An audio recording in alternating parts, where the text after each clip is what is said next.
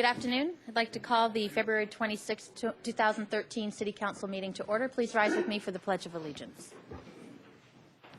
I pledge allegiance to the flag of the United States of America and to the republic for which it stands, one nation, under God, indivisible, with liberty and justice for all. Thank you. Please call the roll. Councilmember Francisco. Here. Hotchkiss. Here. House. Murillo. Rouse. Here. White. Mayor Schneider. Here. Letter of recognition for Architectural Foundation of Santa Barbara's 30th anniversary.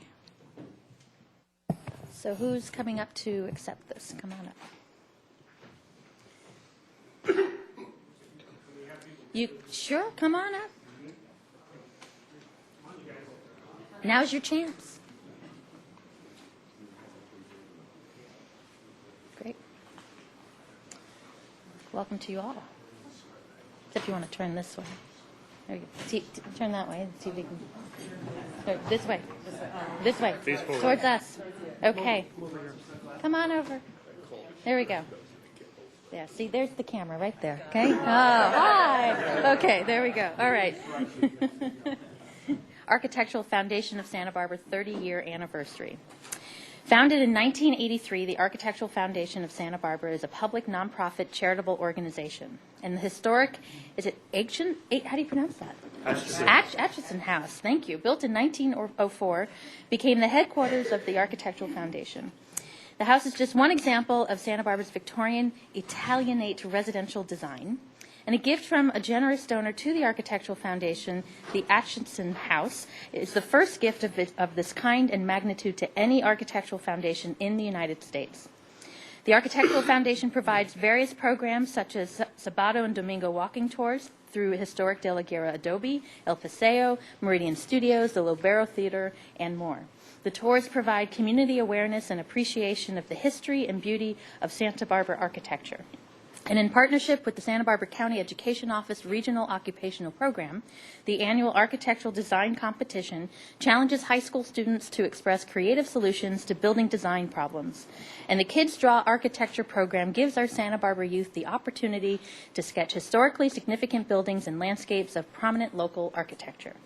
So therefore, I, Helene Schneider, by the virtue of the authority vested in me as mayor of the city of Santa Barbara, California, do hereby congratulate and commend the Architectural Foundation of Santa Barbara as they celebrate their 30th anniversary. And congratulations and thank you for all you do making this town so special. So, thank you.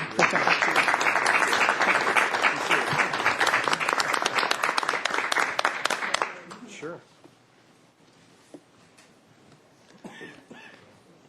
Thank you very much. My name is Greg Reck, and I'm lucky enough to be president of the foundation currently as we celebrate our 30th anniversary.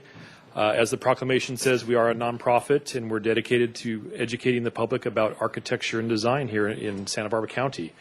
Our current board members are Cass Ensberg, vice president, Brian Broderson, our treasurer, and Dwelly, our secretary. Other board members are Sylvia Abueli, Jackie Kaken, Roger Davidson, Jose Luis Esparza, Brian Hofer, Tom Jacobs, Paul Augenbach, Paul Rupp, Susan Kortz Tejada, Jeremy White, and Nancy Claire Capone, our executive director, does a fabulous job for us.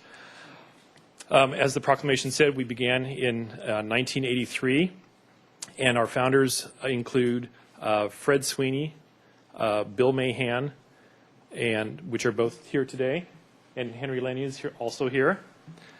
Ken Kruger, Ed Lenvik, John Pittman.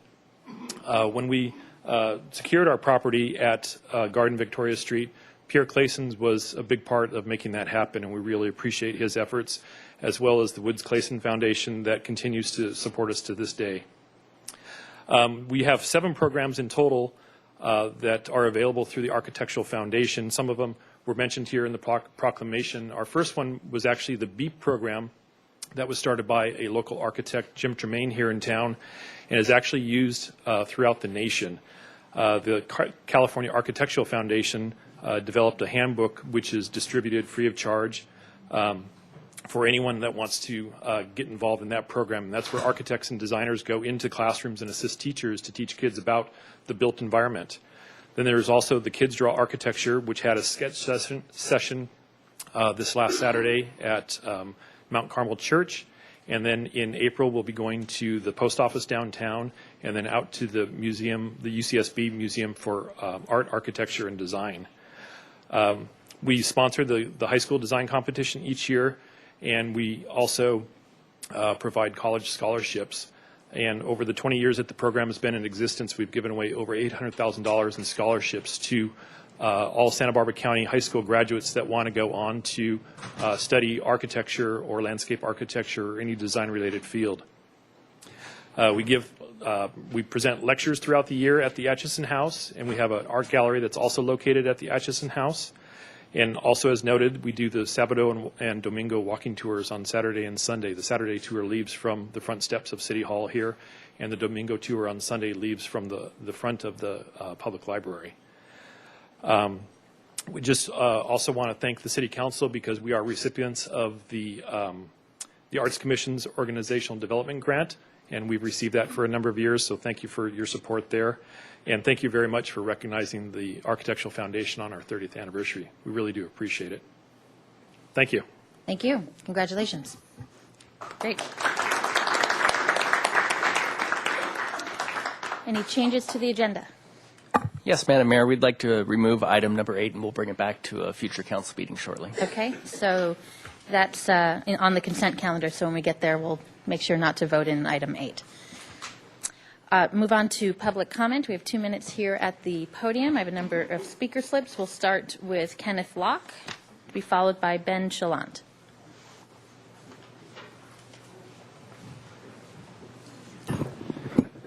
My name is Kenneth Locke. I spoke before the school board last time, and I probably speak before them tonight. And what I'm going to bring up is the idea that I kind of came up today, and I'll be developing a web page for it, but the idea of what we can accomplish through the means of tennis. And actually, my project Tennisance, the Renaissance of Tennis, was actually going to allow us to ultimately reach the ultimate accomplishment that can be achieved through the means of tennis. So I can be used as now as the kind of the ideal, say, or the standard for anybody who would want to become relatively accomplished.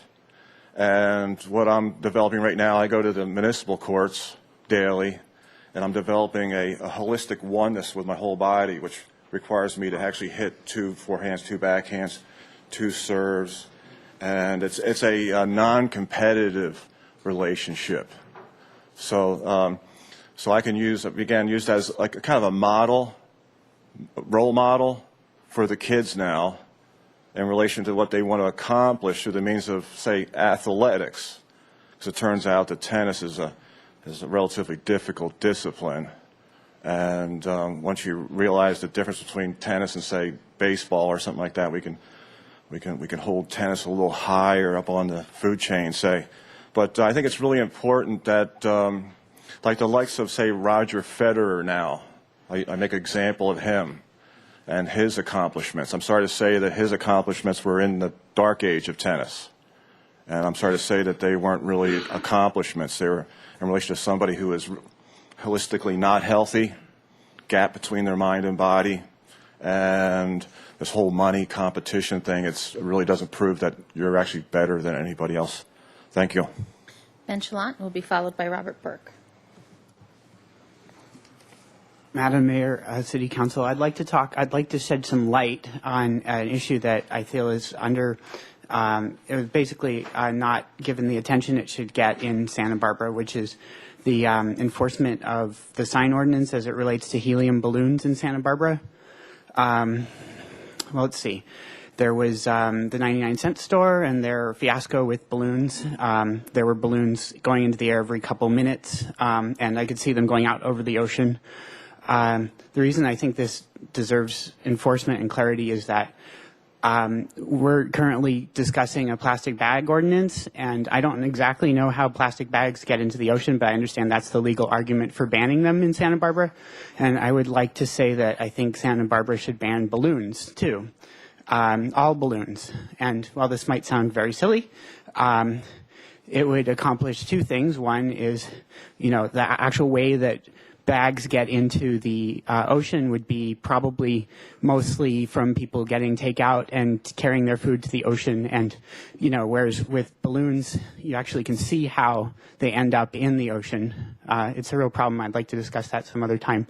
But I did pick up 4 balloons, Mylar balloons at Coal Point Beach just on last Friday. I'm sorry, I'm a little nervous. Anyway, so I think that some of this stuff about the comparative merits and cost benefit of plastic versus paper bags is pretty silly, given the importance of preserving helium for technology uses and, our proximity to Vandenberg. I think Santa Barbara should take a stand on this. Thank you very much. Robert Burke will be followed by Rastamam, who will be the final speaker. Unless there's another one coming, which I think there might be. Madam Mayor, council members, I object. The community development and grant funds are soon to be handed out. Last year I made the same objections against the same people. St. Vincent's, self-help housing, and now Casa Esperanza have broken laws and breached public trust. I've already pointed out their transgressions. These are institutions that provide care and comfort to our people, and we are grateful for their services that they do provide. Yet, taxpayer money is being used to support people who hurt people. I object again. The committee makes the decisions of who gets how much.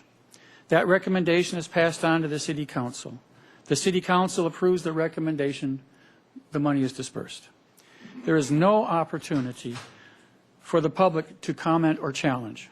There is no public comment period of a few minutes. There is no opportunity for a full hearing.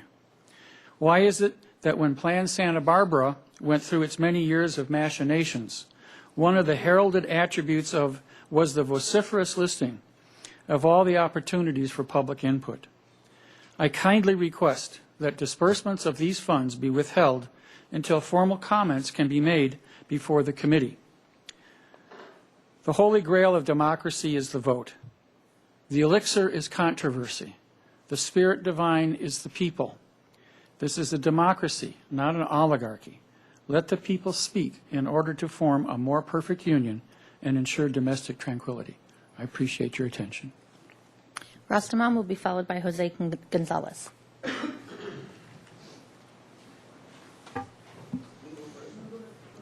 No, Andrea, come on up. Go ahead. Good afternoon, City Council and Mayor Helene. Well, last week I attended the meeting at the library about gun violence, and I was very touched. And now my son's going to be be a dad soon. I'm taking things seriously because I'll be Gloucester grandma, I guess. But pretty soon. So I was just thinking, we have so many resources in this town. And wouldn't it be better with early intervention in even elementary school? Because I've seen documentaries in Orange County and places down in Santa Monica where they do like yoga in the schools. I mean, it sounds petty, but we have so many like yoga soup and so many yoga places. Maybe some volunteers would go in the school, and then there's been data. There's been less playground fights, and then maybe more yoga in the schools, and also maybe drumming. You can use drumming as anger management. It sounds kind of strange, but so many drums, maybe they can have a timeout, or people can learn African beats or reggae beats and then use drumming or different things like that, because this town has so many resources. So I don't know how to incorporate all that, with I got on the email list. I don't know when they're going to have more meetings, like where you were narrating, and just seems kind of embarrassing. Like locally, there's two cases in the news about that woman from Santa Maria. And then there's another one, you know, with a woman who was helping the at-risk youth, and she was murdered. And so I just think, you know, we just can gather a lot of resources, and there was a lot of data there, but I think needs to be more people inclusive to making solutions to the problems. And thanks for your time. Jose Gonzalez will be the final speaker. Hi, thank you. I'd like to say that there's the reason I'm here is because I had my animals, 7 horses, seized by animal control in Santa Ynez at 1556 Edison.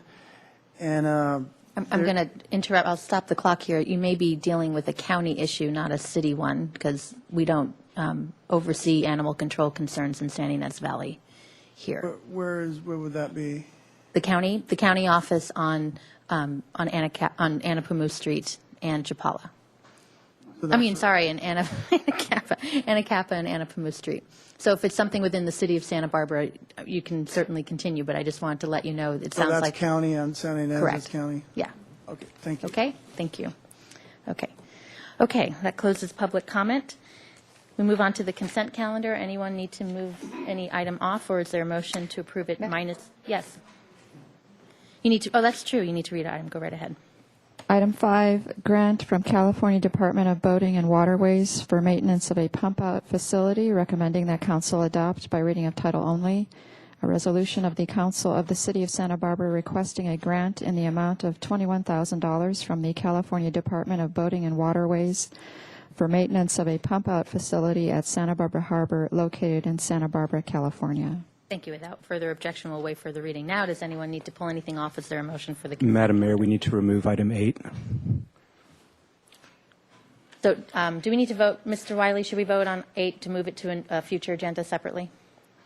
No, okay. So we just need a motion for the consent calendar minus item 8. So moved. Second. Been seconded. All in favor? Aye. Thank you. Okay, on to report from the Finance Committee. Mr. Francisco. Yes, Madam Mayor, as you know, today the Finance Committee heard a report on a 10-year study, prospective study on wastewater and water rates, and we made recommendations to the council based on those staff recommendations. The full council will hear the full story 2 weeks hence. Great, thank you. Moving on to item number 12. Capital Improvement Project second quarter report for fiscal year 2013. Thank you, Mr. Hagmer. You don't look like Pat Kelly. No. Welcome. Good afternoon, Madam Mayor, council members. Yes, my name is Joshua Hagmark. I'm a principal civil engineer in Public Works Engineering Division. Got a presentation for you today to kind of update you on what we've been up to and what we've completed over the last 2 quarters. As part of my presentation today, we'll be recapping what we've been up to. We'll also talk about a couple projects that are currently in construction. And then I have with me John Iwaziak today. He'll be talking about some major efforts that we're working on in design and giving a status update. At the end of our presentation, we've been working with City TV, and they have put together another excellent video highlighting the Conejo Road repair project. And so we'll have that at the end of our presentation as well. So if there's no questions, I'll get right into it. So in the first quarter, we've completed 9 projects, totaling just over $8 million worth of work. I'm just going to talk about a few of these. The ARA Road overlays, that's the American Recovery and Reinvestment. That project had $1.5 million in federal grant funding and much needed for our streets program. So that project came to a wrap up in the first quarter of the year. The wastewater main rehabilitation, fiscal year 2011, the West Carrillo brick crosswalk maintenance and repair, the Helena parking lot development, the lower west downtown street lighting, phase 1. I just want to highlight that one. That was a neighborhood-driven need that we were able to meet using RDA fundings and a very successful project, and that included the area between Ortega and 101, and north and south, and east and west. It was Chapala to 101. Another great project using RDA money. And then the structure upgrades for parking structures 2, 9, 10 that also had RDA funding involved, and did some much needed improvements to the parking structures. to improve the life safety of those structures. Airport short-term parking kiosk, the water main replacement, fiscal year 2009-10. That was about 2 miles of water main in following council's guidelines of 1% of the water system a year. And then the Carrillo Sidewalk infill Milpas to Nopal. In the second quarter, again, 9 projects were completed, and it was just over $8 million worth of projects. They included the launch ramp boating trails. That was a DBA loan project in which we were able to install another dock and ramp associated with small craft such as kayaks and small dinghies and things like that. Zone 6 pavement prep, the sewer main point repairs, fiscal year 2012. Mission Creek Fish Passage at Talent Road, the West Side CDBG Sidewalk Infill and Access Ramp Project, the Lower Mesa Lane Stairs Replacement, the Escondido Bothene Pump Station Rehabilitation, the Conejo Road Repairs and Sewer Improvements for fiscal year 2012, and the Mission Creek Fish Passage at Caltrans Channel Phase 1. As you can see, this is the kind of mapped all of the projects that were completed in the first 2 quarters. Total project cost of $17 million for all these projects. And I know this is kind of hard for everyone to see, but the point I kind of wanted to make with this slide is that there is work going on all over the city. Since we were having a presentation at the end, I just wanted to quickly talk about this job. So this was the Conejo Road repairs and sewer improvements. And as many may be aware, there is a ongoing landslide, and not much you can do to stop this landslide. But over the years, the road has in places moved out of the city's right-of-way and has settled to a point where the road was so steep, emergency vehicles couldn't get access up this road. And so the city kicked off a project working very closely with the residents to move the road back into the right-of-way. And as part of that project, there's quite a few things we did to try and make sure we can get as much rainwater into the storm drain system and out of there. We also moved a big portion of the sewer main out of this area. At least 35 homes now do not drain through this area anymore. The sewage has been moved away from the slide area. Another project I wanted to highlight that was completed was the Mission Creek Fish Patch at Caltrans Channel. This is the first phase. The second phase actually is coming to you next week for consideration of award of construction. And this was, I think, around a quarter mile. And I think the highlight in this is it's a $1.5 million job. $1 million of it was provided by Fish and Game to increase the breeding area for the native steelhead. And so this will allow them to get further upstream in the Mission Creek corridor. Currently, there are 20 construction projects in progress for a total value of $42 million. And I'm going to highlight 5 of those projects. The Anacapa Carrillo intersection, that was supposed to come before you today for a discussion, but basically this is a safety improvement project. This is one of the busiest intersections in the city, and there are quite a few things being done in the access ramps and lighting to try and cut down on vehicular incidents and pedestrian accidents that occur in that intersection. This project is supposed to wrap up at the end of March. This is the Community Development Block Grant Sidewalks Access Ramps project. And this year they were able to do 5 intersections, 11 ramps. And that list is prioritized by need. And I know the ACTS committee chimes in on that. And this project was completed this year. The Safe Routes to School Modoc Portesuello intersection improvements. This is one of those right near La Cumbre Junior High. The crossing distance before this project was over 100 feet for pedestrians crossing this roadway. The intersection was brought to more of a 90-degree, and the distance was shortened to just over 40 feet, and trying to cut down on any type of pedestrian vehicular accidents there. City worked really closely with La Cumbre Junior High to make sure that project was a success. And then this last one I was personally involved in, moving quickly we had a failure of one of the supports for this sewer crossing. It's up near the Rattlesnake Creek trailhead. And it was right around Christmas. We put together a quick design and got it an emergency approval to get going, and we'll be coming back to council on March 19th for a discussion and approval. And then this is the last, we'll be wrapping up the Marina One, the construction here in March. And this was a project that was initiated in 2010 and multiple phases to it. And so these are we're wrapping up the L dock is what it's called, and it's one of the last fingers on Marina One. And that will complete the major upgrades to the Marina One that have been proposed. So that completes my presentation, and if there's not any questions, I'm going to turn it over to John Owasiak to give you guys an update on some major design efforts. Mr. White? Thank you, Madam Mayor. Where is the moving of the dispatch center at this point? With the preamble that I think that most of us would be in agreement that that's our topmost important project. So I think it's something that we should be paying very close attention to. Madam Mayor, Councilmember White, we will be coming to council on the 12th with a contract for design to get that element of work going again. After we lost funding with the RDA, we were kind of lost for how to fund that, and been working closely with Paul Casey here to try and identify some funding sources, and so we'll be bringing that item to you guys for discussion on the 12th. Saying the 12th of March? 12th of March, yes. Great, okay. And we'll have, of course, more detailed information at that time. Absolutely. Thank you. Mr. House?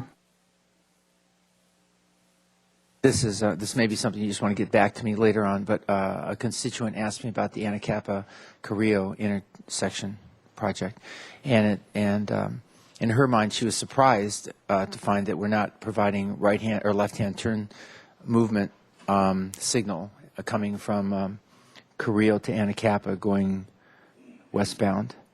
And it was a feeling, it's a left-hand turn there going down that would take you down Anacapa, that traffic backup was a cause of issues and operational problems there, and she was surprised to find that wasn't included. Maybe you want to just, unless you happen to know an answer about that right now, you might want to just get back to me later so I can get back and answer her. And I know this is going to come back for an add of additional funding for that on a future agenda. Maybe it could be then, but we should have an answer for the public that's interested in that. Yes, thanks, Councilmember House. Yeah, I think when we come back in the next week or two with that report, I think we'll plan on addressing that question as well for you. Yeah, she said she thought it was, since she walks around town a lot, she's not a motorist at all, but she says she's seen lots of close calls and things, she thought that would have alleviated it. But thank you very much. Mm-hmm. Mr. Rouse? Thank you, Madam Mayor. Mr. Hagmark, I wonder, you touched on it briefly on a couple of projects we have in our CAR, but as we go through these projects, could you just kind of briefly give funding sources so that the public gets a feel for where a lot of this comes from? Thank you. Sure, Madam Mayor, Councilmember Rouse. In the first 2 quarters of the year, almost $3 million was provided by grants for these projects, and those projects included the Mission Creek Fish Patches, that was $1 million. The Lower Mesa Lane Steps had grant money. Sidewalk Infill had grant funds, and the Ara Road Overlay included grant funds for a total of just shy of $3 million. Is there any other specific ones that you wanted to go over? No, I just have gotten a number of questions lately from the public, and a lot of times when they see the gross number, of course, everything is included in it, but whether it's something that comes from Measure A, General Fund, grants, other types of matching funds or whatever, I think it's helpful for us to make that public information, or it is public information, but just to mention it as we're doing our presentation, if that's okay with you guys. Thank you. So, for example, the Caltrans channel, it was $1 million grant funding, but the other part was Measure B funds, not general fund. So maybe a slide of where the money came from, right? Is that what you're talking about? Exactly. Okay. Mr. House? I'll just pile on here just a little, because you've heard me over and again when we've had the reports on our capital projects, try to draw attention to the fact that one of the key aspects of the work product of our staff has been to be alert to the opportunities to multiply the value of our local funds by applying for, in a timely way, in a very competent way, federal and state grants and other sources of funding that has really truly magnified what our local public has been paying in their local taxes. And I agree with Mr. Rouse, and I really would like that when we have these kinds of reports, we do the pie chart or whatever it is that begins to really appreciate and acknowledge our staff for having taken that effort.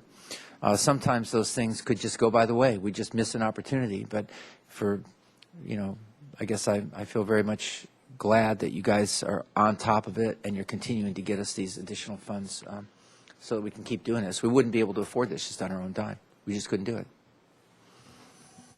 Thank you.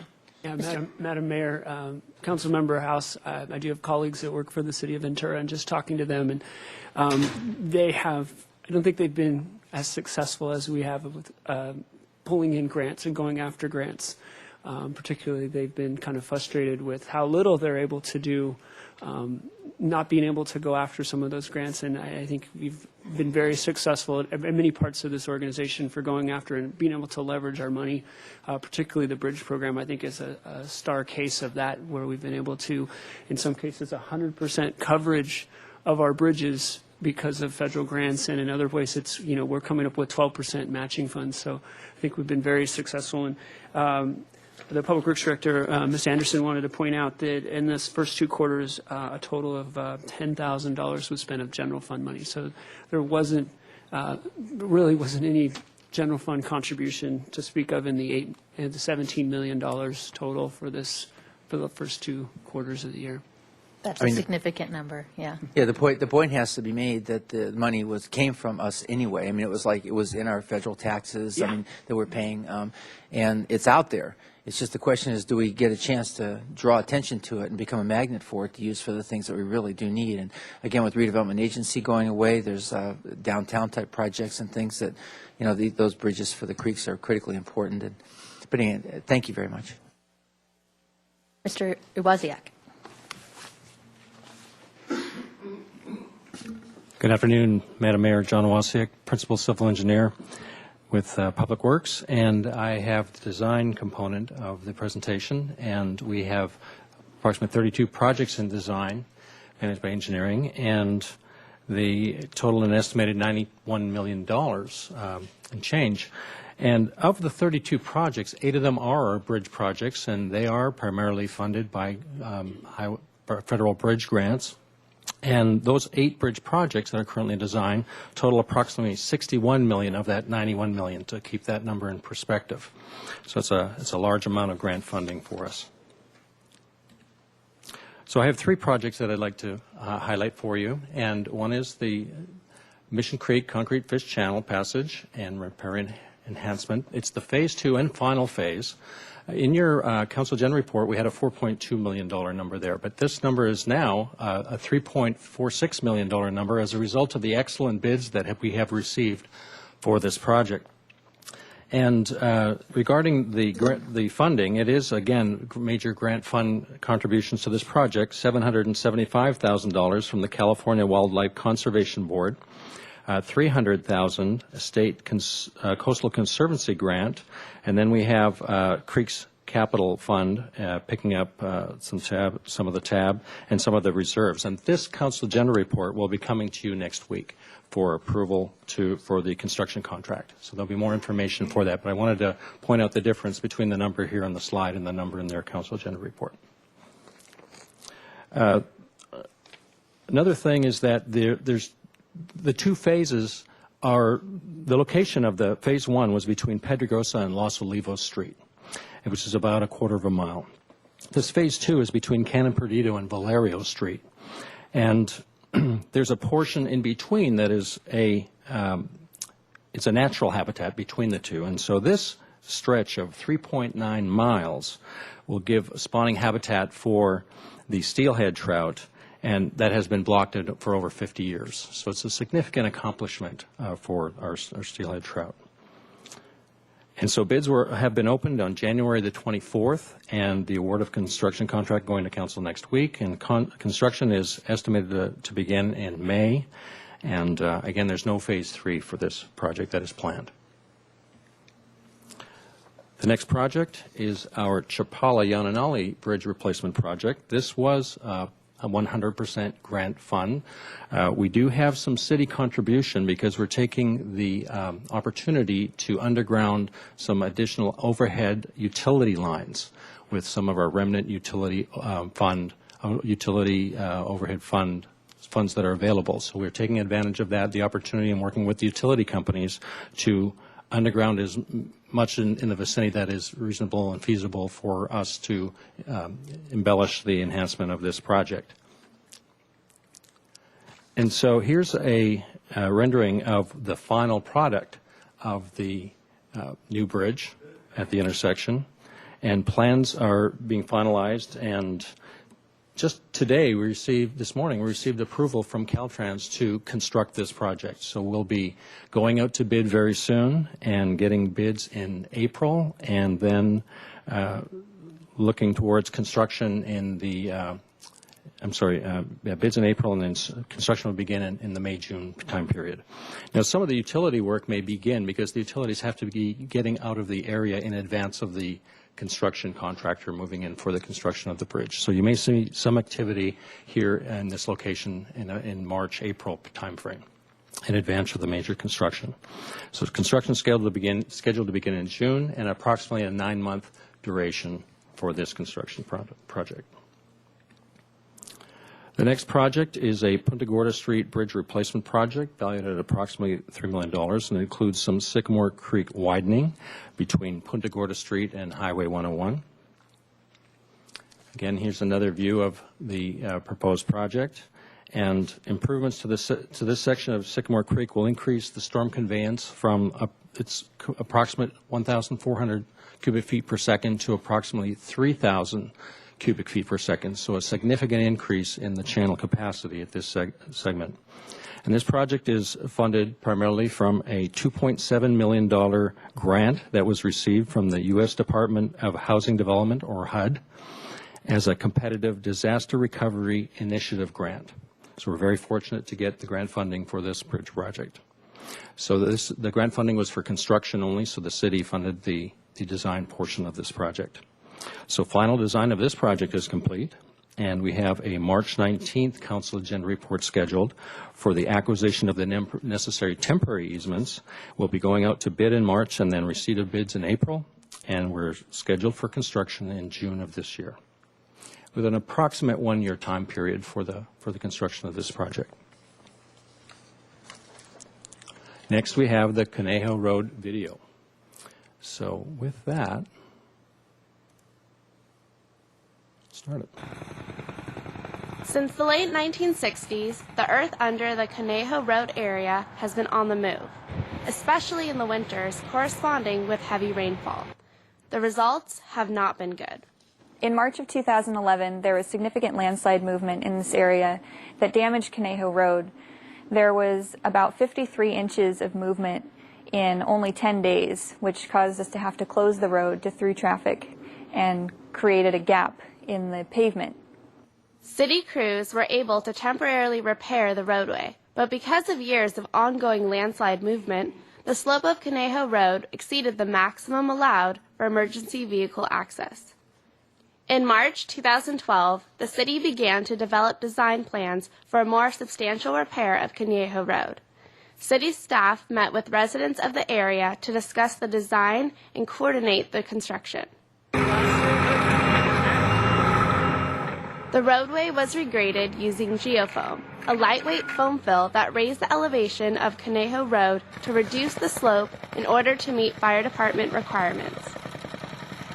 The big benefit of using geofoam for this project is that it's much lighter than conventional fill, and because we were needing to use so much fill, we were concerned about adding mass to the landslide.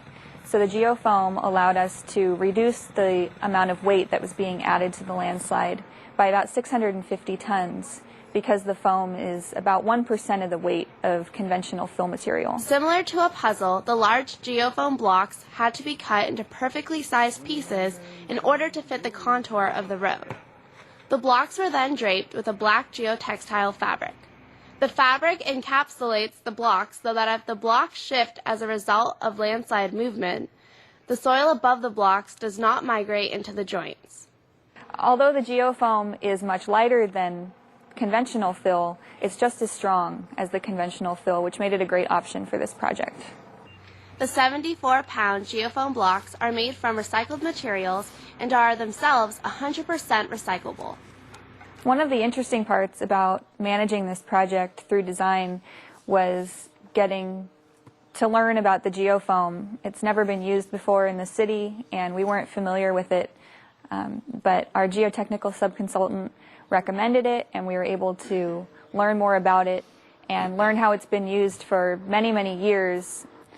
Through the design process, we learned that geofoam has been used successfully throughout the state of California and throughout the entire country for very large road reconstruction projects, runway projects, and structural projects. So we felt confident that this was a good application for geofoam. The total cost of design, construction, management, and inspection on this project was a little over $494,000. For this project, the cost of using geofoam over conventional fill was slightly more. However, because of the benefit of being able to reduce the amount of weight being added to the landslide, that benefit outweighed the small extra cost. Also, less time was needed for construction because the foam blocks don't require compaction and are really easy to place without the use of heavy machinery. In addition to the road repairs, the sewer service along Conejo Road was also improved. This project had several benefits to the residents in the area. The sewer improvements that were done diverted the sewage flow of about 35 homes away from the sewer main that passes through the slide mass. That's a big benefit because that means more reliable sewer service, and it's also much less maintenance for city crews. The 8-week project also addressed drainage issues. There were also drainage improvements incorporated with this project that help divert runoff into the storm drain system and away from the slide mass. Reconstructing Conejo Road restored adequate slopes, so now there's full emergency access to this area, including all of the fire department's necessary rigs, which is important in this area. The end result is a more stable road that improves access for residents of the area. Inspection. So she has...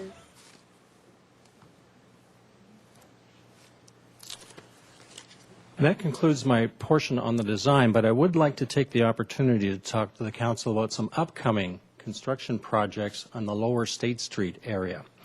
Now, these projects that are highlighted as somewhat of a patchwork quilt here, but there seems to be some connect the dots theme that is working here as well. These are projects that are anticipated to go to construction or have the potential to go to construction in the next 3 years by 2016. And so it's a mixture of city public projects and private projects. So I'd like to walk you through them and give you a time frame and tell you what I know about them and what I don't know about them. But since it's going to be significantly impacting our lower State Street area in the not too distant future, we thought it was worthy of bringing it to the council's attention. So I'd like to start off with what we know, which I informed you of, the Chapala Bridge project. And it is, again, going to be starting construction soon. And so that kicks off the projects in this vicinity. Now, one of the next projects to begin would be the Lower Mission Creek Reach 1B project, which is shown here with the arrow, and that's a county flood control project for the Lower Mission Creek Flood Control Reach, and it is a segment between our Mason Street Bridge and our Chapala Street Bridge. So it's the reach in between those two bridges, and that project, the county is attempting to get that into construction by end of summer. And they would like to do a project a year. They're planning to do a project a year, a reach a year for the next 3 years. So 1B is slated for construction later this year, and then we have the reach 2A, which is the blue segment, which is the box culvert, which would be immediately adjacent to the Chapala Street Bridge. They're slated that for construction of summer of 2014. In addition to those reaches and the Chapala Bridge is our city Mason Street Bridge project, which will connect the dots again from the existing county flood control reach that was constructed near the Roma Santa Bridge downstream of Mason Street. And this city project will close the gap between the two county reach projects. And so this project is in final design. We recently got the HLC approval for the geometry, and now we're moving forward with final design and property acquisitions, and we are scheduled to start construction on Mason Street Bridge in the spring of 2014. Adjacent to these bridge and reach projects is the 16 West Mason, the Roma Santa Hotel project. It recently got unanimous approval at the Planning Commission, and they're moving forward with their final approvals and drawings to construct this project. Now, it's a to be determined, as it's up to the developer as to when they would like to start construction. It could conceivably start as early as late summer or early fall. But it's a developer's project, and we'll see the timing of that. Had discussions with the Roma Santa family with what is scheduled to be happening adjacent to their hotel on both State and Mason Streets, which is the Entrada to Santa Barbara project. The Entrada project consists of several phases. The stage one would be the west side of the State Street improvements and the west Mason Street improvements. Approximately $1 million worth of construction that is slated for construction in the very near future. Now, it's contingent upon the applicant signing the land development agreement, which is work in progress at this point, and then having the appropriate bonding in place so that the construction can start. This could conceivably start very soon, in the next week or two. So we'll definitely be giving you an update of that as this moves along, but it's a contingent upon action by the developers, so that's why I can't give you a definitive date on that. So that's the first activity on the Entrada project that would occur.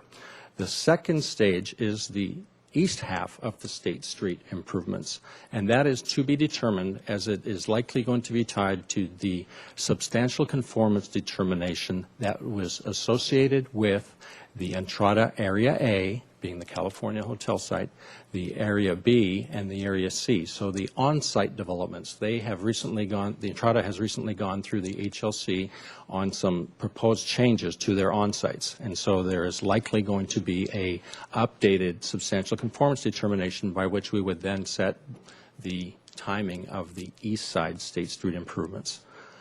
And then along with the on-sites is envisioned to have the stage 3 of the public improvements, being the East Mason Street and the Helena Street improvements. That would coincide with the on-site improvements for areas, Entrada Area B and Entrada Area C. So it's a rather complex situation there, and it's contingent upon developer action. Did you have a question at this point? Go ahead, Madam Mayor. And that is that a concept review at HLC? Is that what the process is there? My understanding is that they are proposing some substantial changes to the on-sites, and so Probably that's more Mr. would that be Casey considered or concept, Mr. Wiley Mr. Wiley? question. Would that be considered concept? Well, Councilmember White, it's sort of just continuing HLC review.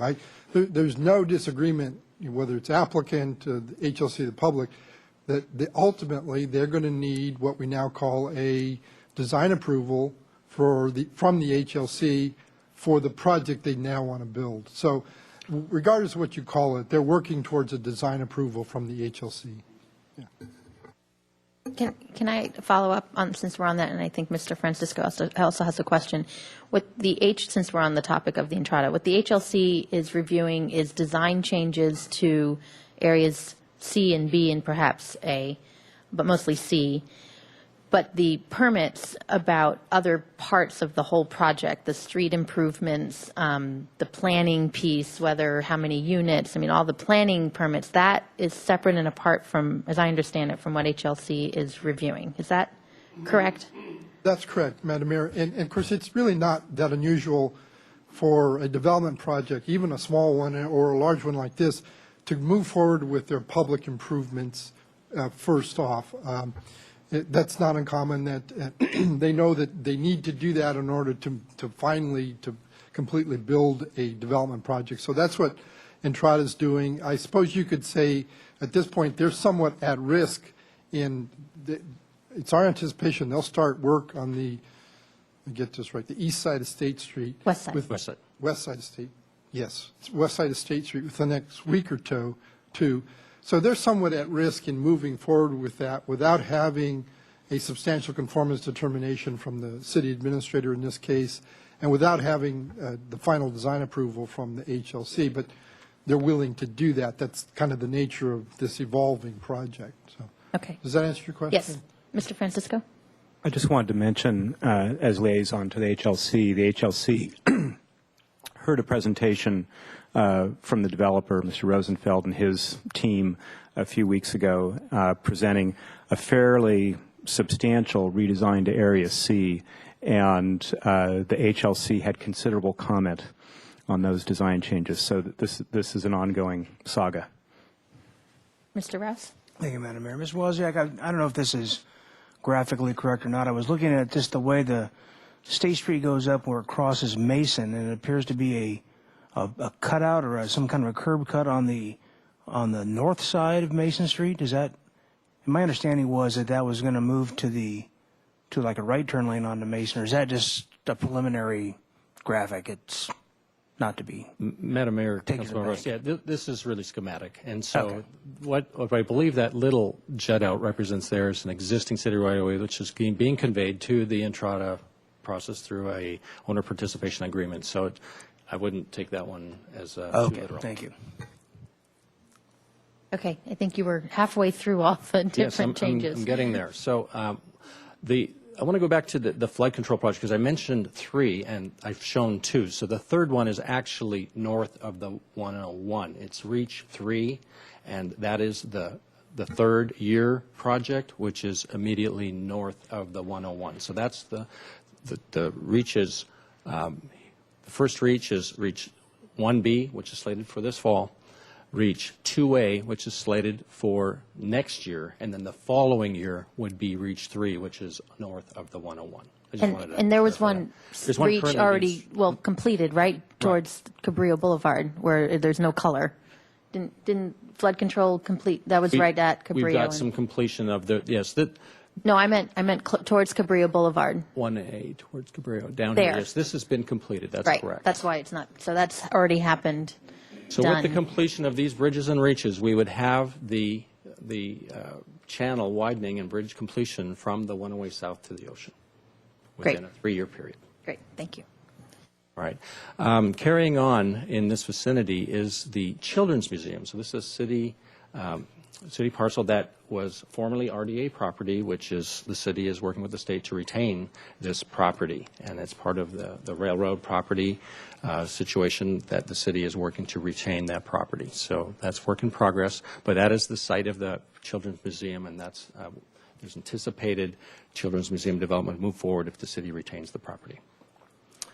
Also, another private development here is the Beacons building in the vicinity, the corner of Helena and Mason, and the developer owner has a application into the city for a tenant improvement, and so we have because they're in the coastal zone coming in for a coastal development permit, we would be able to acquire the public improvements along the property frontage, and so that would make Helena whole as we're getting the public improvements on the Entrada side of the street.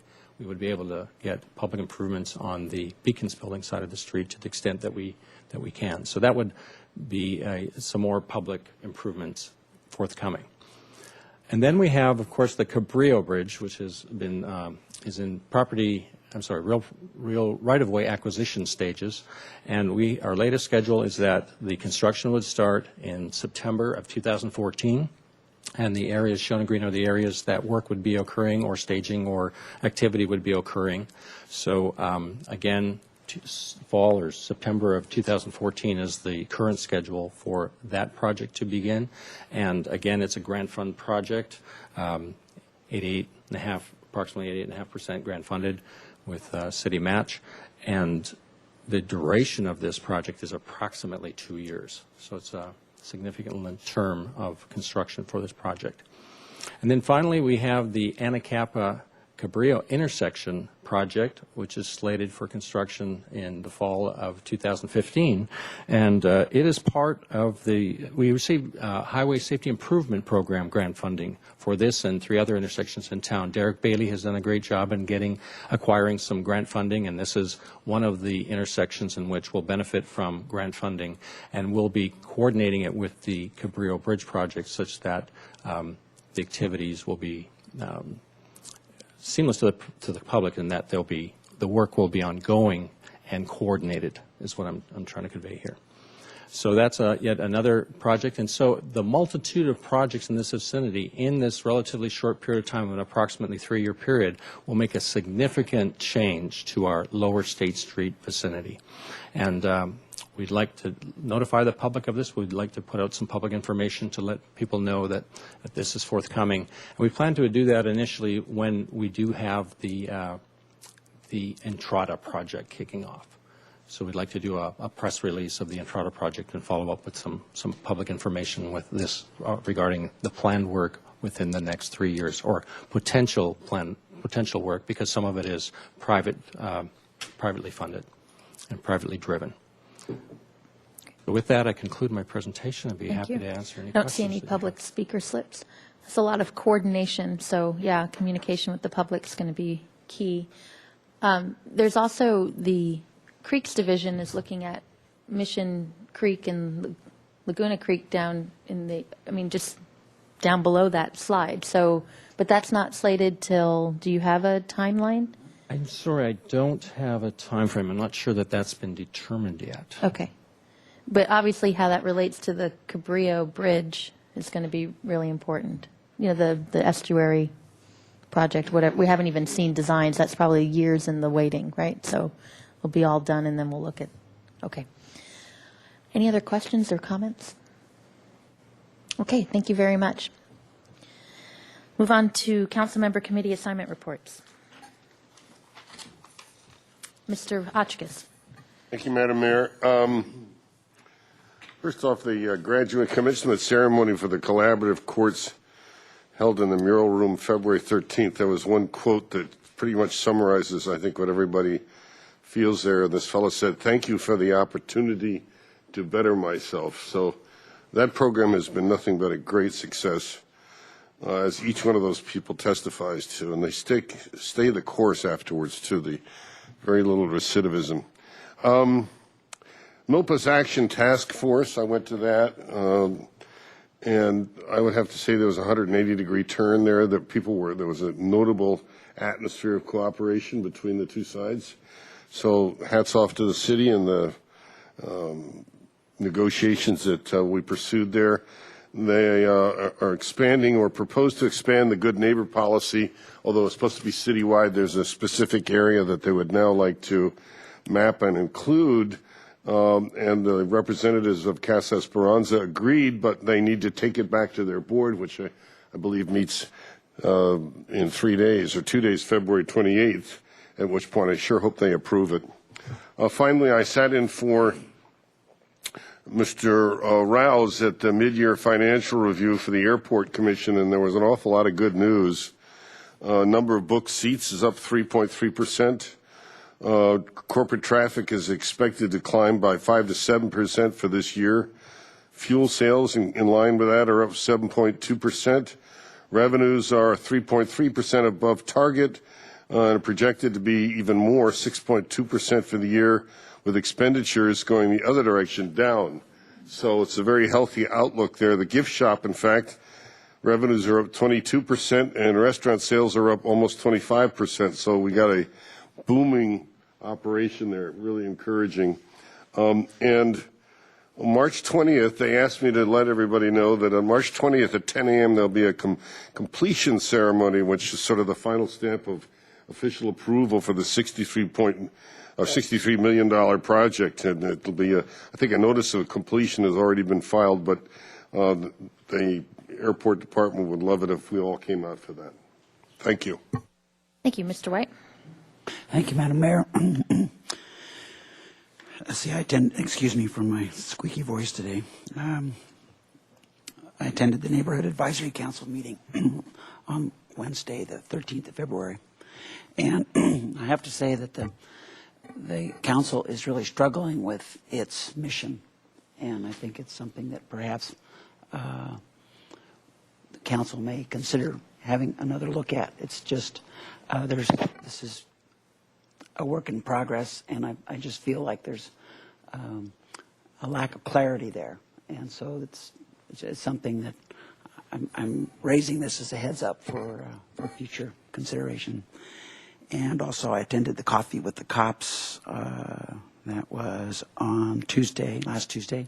And that was at the West Side Starbucks there. And again, those are excellent opportunities. And yet this was another one where citizens showed up, and it was just a great interaction of our police force and interested citizens. Mr. Rouse? Well, speaking of Coffee with the Cops, I was going to report on the one right prior to that, which was up on the Mesa, and attended by some police officers from Hawthorne who have a similar program, as well as Joel Stein from Time Magazine. And Joel's article has been published. I don't know if anybody's got a chance to read that or not. Right here. It's pretty good. And Joel, as you know, writes a humor column. But so I was wondering how he was going to fit this in, but it's pretty good. And he was comparing Santa Barbara to Hawthorne, which he says Santa Barbara, unsurprisingly, is not like Hawthorne, which has crime. But he went on to say some really nice things. Casey Butel got a couple of nice quotes. So it's good to be on the other side of this media picture. So I have to say that I commend Casey for having helped to initiate this program, but also for staff and her superiors for supporting this whole effort. It's really a good outreach. So anyway, I've got this article if anybody would like to take a glance at it. It's pretty nice. Great. Last week at the SBCAG, the Santa Barbara County Association Governments meeting, the board voted to reallocate some state transportation money that were cost savings from a project up in the Santa Maria area, the Union Valley Parkway, and reprogram it to the county and the various cities for some shovel-ready projects that need to be completed by June 30th. It has to go through the California Transportation Commission, but they've been working with SBCAG this whole time. And what that means for the city of Santa Barbara, I believe it's $160,000 worth of funding we have to match with our own Measure A funding that's going to go towards significant overlay in our roads, Barker Pass being one of them, and some other major arterials. So that's new money that we didn't expect to get, and due to cost savings, to a good bidding climate up in the north part of the county, we're getting some of this money. So expect that to come to council for the contracts and all that in the next few months or so. So good news there. Mr. House? This is just sort of a preliminary heads up here. The other day, I hosted a meeting of a number of organizations that have an interest in a more consistent wayfinding program having to do with signage and how people get around, tourists here in Santa Barbara as well as residents, with all the amazing destinations and things that we have here. The group that met included representatives from Downtown Organization, Conference and Visitors Bureau, the Chamber of Commerce, Lodging and Restaurant Lodging Association, and we had representatives from the city there, from Public Works and Community Development, and Jim Armstrong was there as well. Also, who could not attend, who wanted to participate, Don Sharp and Natalie Cope, right, and Hispanic Chamber, and then MTD has shown interest; they'd like to participate as well. And Mr. Case was there.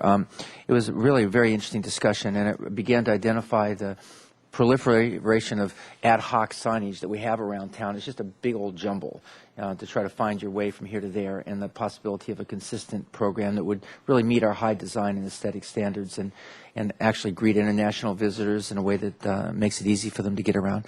But the interesting part of the whole conversation, I find, was that it began to turn around the use of the new media, the way we use our cell phones and the wayfinding that's in that realm. So there were some interesting things that came out of it, things that we already approved recently. We approved an inventory of all the signs we here at City Council on the streets that, according to Browning Allen, they're going to go ahead and include the private signs as well as the public signs that are on all of our streets, which is perfect timing. Turns out that we have also approved, or it's part of the budget, for about $50,000 to improve the wayfinding in and out of our garages, our city garages, and to begin that process. And then, as it also turns out, that each of the different organizations have been working very hard on their own websites and their own ways of encouraging people to get, giving them good directions and all, and they all want to participate. So it's not a city council-led kind of thing. It's definitely comes from within the community, and they're all willing and eager to participate, and we're looking for how to do that. So just wanted to give you a heads up that's kind of coming. And the last part of it is that Jim Armstrong had suggested that the city could begin to look at how other communities have dealt with this. And we all had done some research, but he wants to offer that to the group to see if that would help them move ahead. Thank you. Mr. Rouse? Thank you, Madam Mayor. Forgot to mention, Mr. Hotchkiss and I attended a meeting of the Waterfront Department along with the slip holders and other interested parties, including a couple of harbor commissioners, regarding abandoned and otherwise unused vehicles in the Harbor Main parking lot. So they're working towards implementation of not new policy, but actually enforcing old and standing laws and policies on the waterfront. And as you can imagine, it's a rather emotional issue, but Mr. Reedman, our waterfront director, is working towards some kind of a solution. Hopefully that will be with some public approval. But anyway, that meeting was, a week ago, I think, was it? Yeah. So we will report out on that as things progress. Okay, thank you. We have a closed session item to read. Item 13, conference with legal counsel regarding pending litigation. Okay, and we won't need to report out from there, so we'll adjourn from closed session. Thank you very much.